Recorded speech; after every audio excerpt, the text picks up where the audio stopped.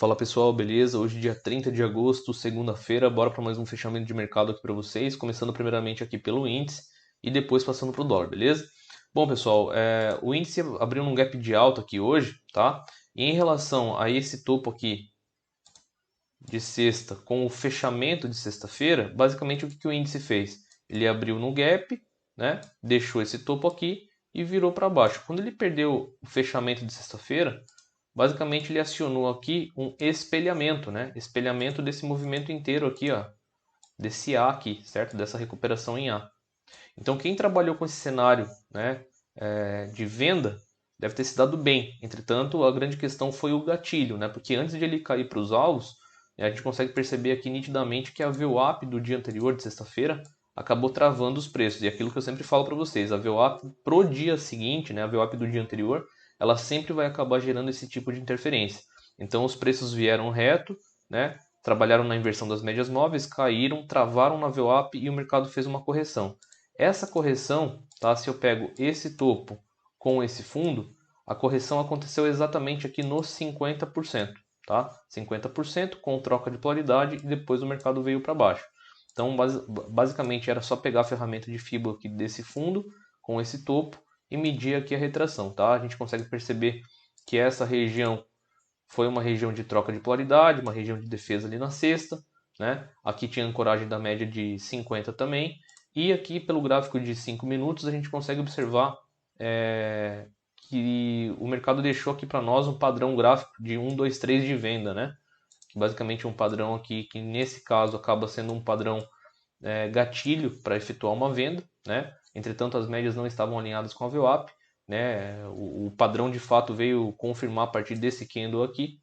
Entretanto, tá? Quem acabou pegando esse padrão via price action, via contexto de mercado, deve ter conduzido essa operação até o terceiro alvo desse espelhamento.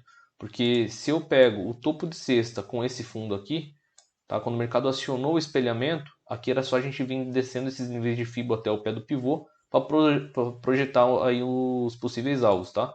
Então basicamente seria esse cenário aqui, a gente pegaria, puxaria o primeiro alvo, estaria aqui, segundo alvo estaria aqui e o terceiro alvo seria exatamente nessa região aqui de mínima do dia, tá?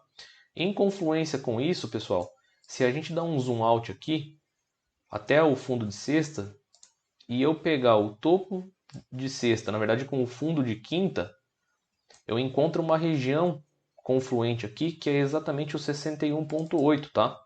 Deixa eu até marcar aqui para vocês verem.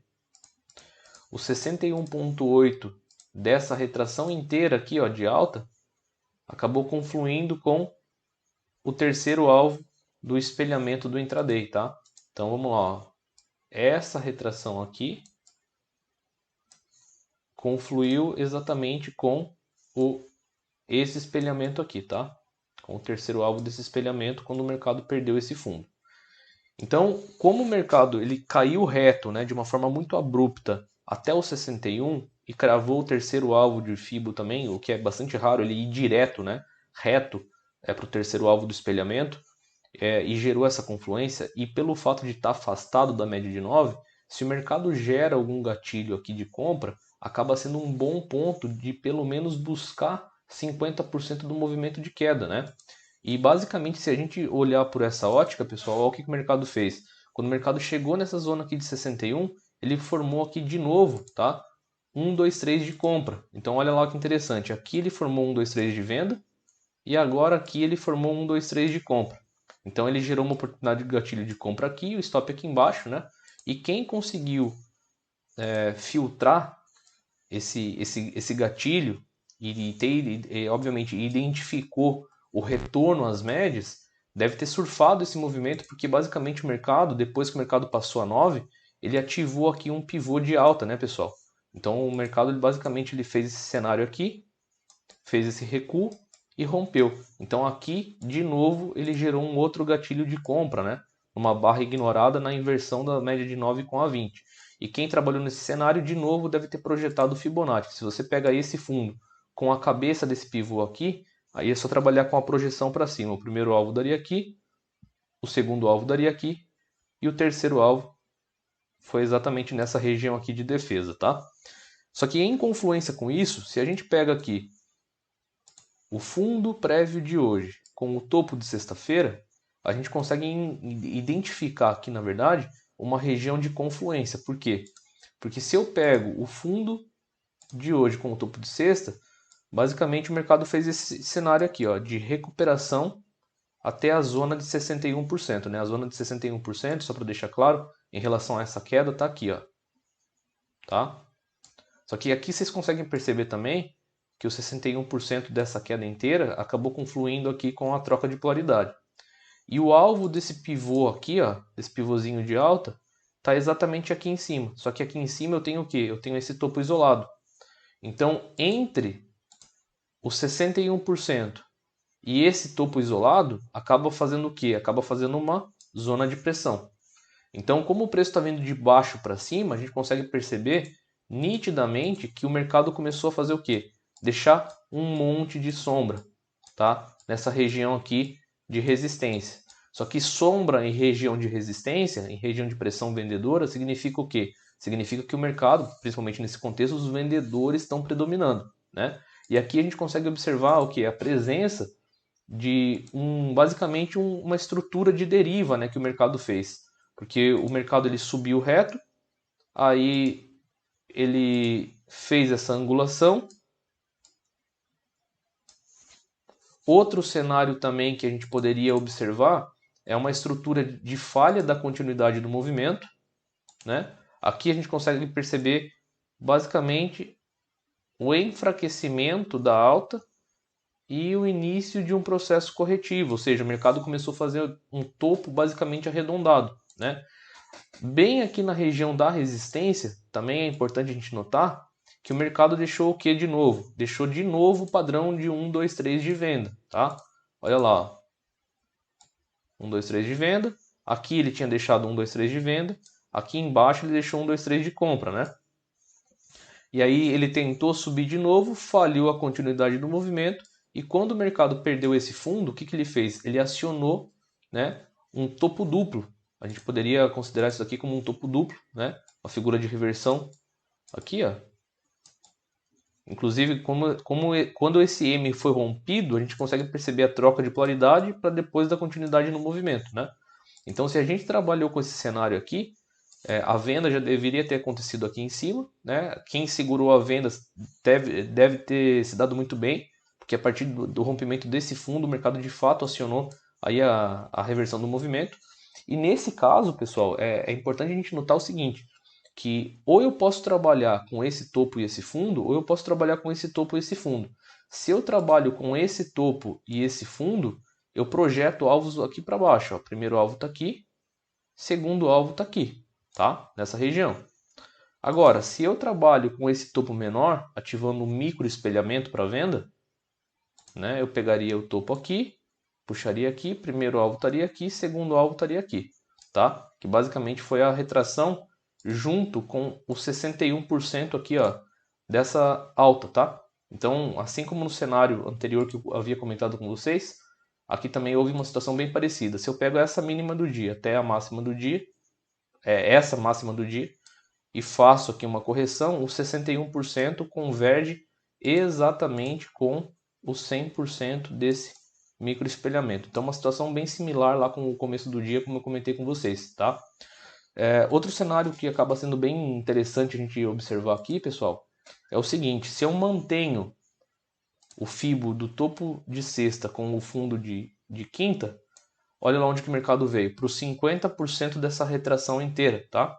Então aqui a gente já começa a perceber que o mercado basicamente está trabalhando no quê? Numa angulação, né? Aqui a gente consegue perceber que o mercado está trabalhando basicamente de uma forma com topos descendentes e fundos ascendentes, né? Se a gente pega isso daqui e puxa, a gente consegue observar que o mercado estava trabalhando basicamente num triângulo simétrico, né? As estruturas não estavam tão interessantes, mas o mercado nas extremidades acabou gerando boas oportunidades. Então, quando o mercado ele chegou nessa zona de 50% aqui embaixo, né, acabou travando, pegou alvo desse M. Inclusive, aqui foi um gatilho também de entrada, tá? Entretanto, obviamente deixaria um stop caro.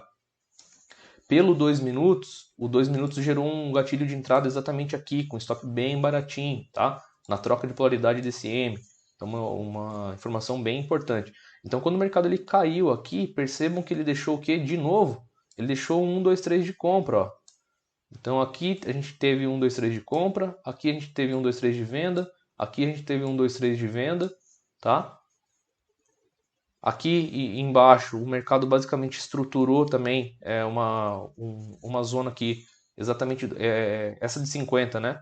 Se a gente puxar aqui e estender ela para o lado, a gente percebe também que o mercado deixou regiões de defesa, estruturou aqui um fundinho arredondado pelo 2 e acabou saindo para cima e no final da tarde rompeu, né? Ele rompeu inclusive essa angulação, porque se a gente estreita isso daqui, a gente iria conseguir observar esse cenário também, tá? Basicamente um triângulo dentro de um outro maior. Então, basicamente as melhores opções de hoje foram nas extremidades, tá? Utilizando Fibonacci, alvos de espelhamento junto com projeções e retrações e, obviamente, esses padrões clássicos aqui, padrões principalmente de reversões, né? Trabalhando nessas extremidades e surfando bons movimentos. Então essa foi a minha visão aí em relação ao mercado no dia de hoje, tá? Em relação ao índice. E em relação ao dólar, pessoal, assim, realmente não vi quase nada de oportunidade clara no dólar, tá? Ele está numa região bem complexa. Se a gente der um zoom out, aqui a gente consegue perceber que basicamente o dólar ele só veio caindo, né? Caindo, caindo, caindo. E se eu pego esse topo com esse fundo, aqui ó, e projeto o pivô, aqui está no primeiro alvo, aqui está no segundo alvo, certo? Se eu projeto o terceiro alvo do dólar está exatamente nessa região, beleza? O que geraria aí basicamente mais uns 45 pontos aí para baixo até pegar o terceiro alvo. Entretanto, tá? Aqui na região do intraday, a gente percebe uma região de muita defesa e que se eu der um zoom out aqui, a gente consegue identificar claramente que essa região aqui, ó, desse fundo está sendo afetada por esses fundos isolados aqui, ó. Estão vendo? E esse fundo aqui também, tá? Então, basicamente, esse fundo, deixa eu marcar aqui, ó. E esses fundos isolados aqui estão segurando essa região aqui do dólar. Se o dólar passar daqui, ele vem para esse fundo aqui, tá? E esse fundo aqui, se eu pego e estendo, vocês conseguem notar que basicamente é na mesma região aqui do alvo, tá? Aqui também, ó, para trás. Esses alvos aqui para baixo geram confluência com o terceiro alvo desse pivô maior. Beleza? Aqui o terceiro alvo do dólar. Então ele geraria alvos nesses fundos aqui, porque agora, até então, ele está travado nessa região. Mas, puxando aqui para o cenário do intraday, a gente consegue observar o quê? Que o dólar, em relação aqui basicamente à sexta-feira, se a gente pega a mínima de sexta com a máxima de sexta, o dólar no dia de hoje ele retraiu aqui nos 50%, né? Então ele retraiu nos 50%, travou na região da VWAP do dia anterior, né? Como eu sempre comento com vocês aqui, deixou um monte de sombra para cima, pressão vendedora, acabou impulsionando o mercado para baixo, né? Então, dentro da minha visão, porque até então aqui as médias estavam extremamente desalinhadas, não tinha muito o que fazer, o mercado estava andando para cima, devolveu todo o movimento, subiu tudo, devolveu todo o movimento. Só que a partir do momento que ele rompeu essa angulação aqui, pessoal, ele rompeu essa angulação, né, com esse candle de ignição e depois voltou a fazer o pullback nas médias. As médias já estavam alinhadas e direcionais em alinhamento com a VWAP. Aí aqui para mim foi a melhor oportunidade do dia no dólar, tá?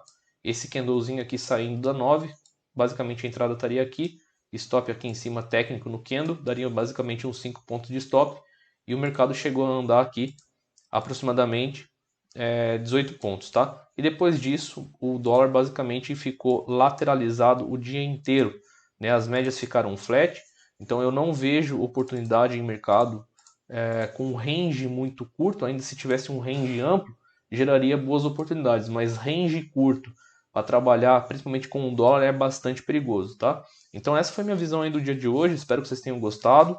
Vamos para cima e again, porra!